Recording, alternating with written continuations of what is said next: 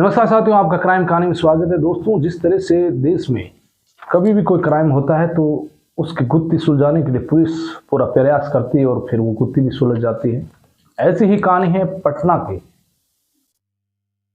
फुलवारी कस्बे की। यहाँ पर एक जफरुद्दीन नाम का व्यक्ति जो रहता है, वो नौकरी करने के सिलसिले में सऊदी अरब चला जाता है। फिर लखीसराय की रहने वाली एक लड़की जिसका नाम शहनाज, जो कि शहनाज की शादी जफरुद्दीन के साथ हो जाती है। वो सऊदी अरब से आकर जो है काफ़ी वक्त तक वो दोनों लखीसराय में साथ रहते हैं। फिर दोनों के 2 बच्चे हो जाते हैं, लेकिन वापस जफरुद्दीन कमाने सऊदी अरब चला जाता है। सऊदी अरब जाने के बाद जफरुद्दीन वहाँ से अपनी बीवी के लिए पैसे भेजता है। उसको बोलता है कि तुम एक काम करो। अभी वो अपने पीर में रह रही थी कि बच्चों की जो है देखभाल वगैरह अच्छे से हो, परवरिश अच्छे से हो। तो उसने कहा कि एक अच्छा सा मकान जो है वो बना लो। तो सऊदी अरब से पैसे भेजता है और शहनाज पास में ही ज़मीन लेकर फुलवारी में और अपने पीर पक्ष के पास में ही एक अच्छा सा मकान बना लेती है और यहाँ पर अपने आलीशान ज़िंदगी जीने लगती है। लेकिन उसके 2 बच्चे थे तो आलीशान ज़िंदगी जी रही थी। इधर आपकी नौकरी सऊदी अरब में जफरुद्दीन कर रहा था। धीरे धीरे जो है जफरुद्दीन पैसे भी अच्छे खासे कमा रहा था। उसके एक छोटा बच्चा था, लेकिन यहाँ पर जो शहनाज थी उसका चरित्र वो सही नहीं था। शहनाज जो है एक अपने ही गांव के लड़के से प्यार करते थे जिसका नाम था कमाल। वो उससे घुल मिलता, रोज आते, घर पे रहता। उसको उसके बच्चा जो छोटा बच्चा था वो तो अब्बू भी कहता था। लेकिन एक दिन अचानक बड़ा बेटा जो है अपने पिता को बोल देता है। फ़ोन पर जब बात करता है तो वो कहता है कि रात को मम्मी से मिलने के लिए एक शख्स आता है। और इसी को लेकर फिर जफरुद्दीन ने ये फैसला किया कि चलो अब इंडिया चलते हैं। तो वापस अपने देश भारत आता है। भारत आने के बाद वो सीधा नोएडा जाता है। नोएडा के अंदर वो एक काम सेटल करता है और उसने ये फैसला कर लिया कि अब वो फुलवारी में नहीं रहेंगे। वो पत्नी और दोनों बच्चों को लेकर नोएडा पहुंच जाता है। यहाँ पर वो दोनों आराम से हंसी खुशी रहने लग गए। बच्चे भी हंसी खुशी रहने लग गए। करीब 2 साल का वक्त बिता लिया दोनों ने। तो अब उसको एहसास हो गया कि अब जो है ये जिस लड़के से बात करती है उससे पीछा छूटा, क्योंकि जो जफरुद्दीन था उसने अपनी बीवी को आईफोन मोबाइल भी दिलाया था। तो उसने उसमें भी जो है देख रेख कर रहा था कि लगातार उसमें निगरानी भी रख रहा था कि कहीं ये किसी से बात तो नहीं कर रही है। लेकिन 2 साल से वो किसी से उसे ऐसा लगा कि नहीं, बात नहीं कर रही है। लेकिन वो एक दूसरे मोबाइल से बात करते थे, लेकिन उससे पति अनजान था। और जफरुद्दीन ने ये फैसला किया कि चलो अब पीछा छूटा, अब वापस फुलवारी शरीफ में जाएंगे और वहाँ पर जो है घर पर ही जो है वापस ईद मनाएंगे। तो ईद 3 मई को है। तो उसने फ्लाइट के टिकट बुक कराए, पटना गए और वो दिल्ली से सीधा पटना पहुँच गया 1 मई को। अब इधर 1 मई को पहुँचने के बाद 2 मई की सुबह पत्नी ने कहा कि जाओ दोनों बच्चों को शॉपिंग करा कर ले आओ। तो बच्चों को जो है शॉपिंग कराने चला गया। लेकिन जफरुद्दीन वापस आया।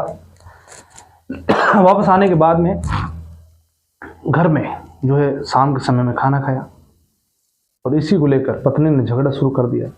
पत्नी ने झगड़ा शुरू किया तो उसके बेडरूम में नहीं सोकर पास के ही जो अपने ड्राइंग रूम में जाकर सो गया। रात को करीब 3 बजे के आसपास उसका कत्ल हो जाता है। और जब सुबह उसका बड़ा बेटा उठ कर जाता है तो उसे उसके पिता की लाश दिखती है और वो चिल्लाता है। खून बिखरा हुआ था आसपास में जो है। अब लोग को सूचना दी गई और सूचना देने के बाद में पुलिस मौके पर पहुंची और पुलिस ने देखा तो सबसे पहले घर में यही पूछताछ की गई कि इस घर में एंट्री और आउट, एक ही रास्ता है, कोई दूसरा रास्ता भी नहीं है, और यदि घर का दरवाज़ा बंद हो जाए तो कोई अंदर घुस भी नहीं सकता है। तो अब पुलिस का जो शक है वो घर के सदस्यों पर गया, लेकिन 2 बेटे हैं, वो छोटे हैं, वो कत्ल कर नहीं सकते, तो शहनाज पर जो है सीधी शक की सुई गई। शहनाज का आईफोन था, वो पुलिस ने जब्त किया, उसकी डिटेल निकाली, CDR निकाली गई, लेकिन उसमें कोई ऐसा सबूत नहीं मिला। पुलिस ने सोचा कि आखिरकार मामला क्या है। पुलिस ने शहनाज से पूछा कि आप सो रहे थे, आपको पता नहीं? तो उसने बताया कि जब मैं सुबह उठी तो करीब 3 बजे के आसपास 2 लड़के घुसे, उन्होंने उसका गला दबाया, मुंह पर हाथ रखा और उसका जो है लॉकेट जो गले में पहना था, चेन वगैरह, वो छीन के ले गए, और उसके पति को जो है उन्होंने कुकर से मार डाला। और ये बात पुलिस के गले उतरी नहीं, क्योंकि लूट के इरादे से यदि ये मामला होता तो घर में और भी सामान चोरी होता। पुलिस ने कहा कि चलो देखते हैं 2-3 दिन। पुलिस ने अपने मुखबिर तंत्र को सक्रिय किया, पता लगवाया कि कहीं ना कहीं कोई शहनाज का किसी से कोई रिलेशन तो नहीं है। तो किसी ने बताया कि शहनाज जो है वो बचपन में जब स्कूल में पढ़ रही थी, करीब 13-14 साल की थी, तो एक बार स्कूल में एक लड़के को लेकर उसके परिवारजनों को स्कूल स्टाफ ने बुलाया, उन्हें समझाया कि आपके दोनों बच्चे जो स्कूल में आते हैं, उधर जो लड़का था कमाल, उससे के पिता को भी जो है स्कूल में बुलाया गया, उधर शहनाज के भाई माता पिता को बुलाया गया, उन्हें वार्निंग दी गई, लेकिन दोनों वापस नहीं माने, उन्हें स्कूल से निकाल दिया गया। शहनाज दूसरी जगह जाकर पढ़ने लग गई, वहीं कमाल जो है वो घर से निकल गया कहीं खाने कमाने के लिए, लेकिन दोनों का बेइंतहा प्यार था। तो शहनाज कमाल से लगातार संपर्क में थी। इधर कमाल और शहनाज दोनों शादी करना चाह रहे थे। ये बात पुलिस को पता लगी तो फिर पुलिस ने जो है शहनाज को उठाया, थाने पर लाए और पूछताछ की, तो शहनाज टूट गई। तो उसने बताया कि हाँ, उसने ही कत्ल करवाया। तो पुलिस ने कहानी ये बताई कि 1 मई को दिल्ली से जब वहाँ से निकलने वाले थे, उससे पहले ही मैंने फ़ोन करके कमाल को बता दिया कि इस बार जफरुद्दीन को रास्ते से हटाना है और अपने दोनों की ज़िंदगी आराम से जीनी है। इसी को लेकर 1 तारीख को हम फुलवारी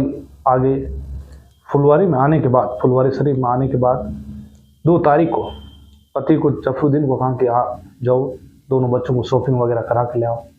उसके बाद जफरुद्दीन दोनों बच्चों को लेकर निकल गया।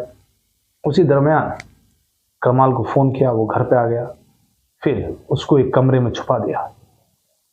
कमरे में छुपाने के बाद जैसे ही जफरुद्दीन आया, हम सब लोगों ने खाना खाया और मैंने जफरुद्दीन को अपने कमरे में नहीं सुलाकर दूसरे कमरे में सुलाने के लिए, बेडरूम की जगह ड्राइंग रूम में सुलाने के लिए झगड़ा किया। तो वो जाकर उसने सोचा कि चलो झगड़े से अच्छा है कि जाकर ड्राइंग रूम में सो जाओ। तो ड्राइंग रूम में सो गया। तो रात को अचानक जाकर दरवाज़ा खोला, कमाल को बाहर निकला और उसने फिर प्रेशर कुकर हाथ में लिया और जाकर जफरुद्दीन के सर में लगातार सर में मारी और उसकी वहीं मौत हो गई, उसके सर से खून निकलने की वजह से। फिर कमाल को उसने खुद ने अपना लॉकेट जो है निकाल के गले में पहना हुआ चेन वगैरह वो दे दी और कहा कि तुम चले जाओ। फिर ये जो पूरा मामला इस तरह से जो है उसने इस घटना को अंजाम दिया। यानी कि दोनों के प्यार में एक पिता का कत्ल होता है, लेकिन दोनों बच्चे बेचारे अनाथ हो गए। तो कहीं ना कहीं एक प्रेम प्रसंग में किस तरह से जो है खौफनाक कहानी को अंजाम दिया गया शहनाज के द्वारा, क्योंकि शहनाज लगातार जो है कमाल के प्रेम प्रसंग में पड़ी हुई थी और इसी वजह से ये कत्ल हुआ। तो आज के लिए इस कहानी में इतना ही, फिर अपनी मुलाकात होगी, तब तक के लिए नमस्कार।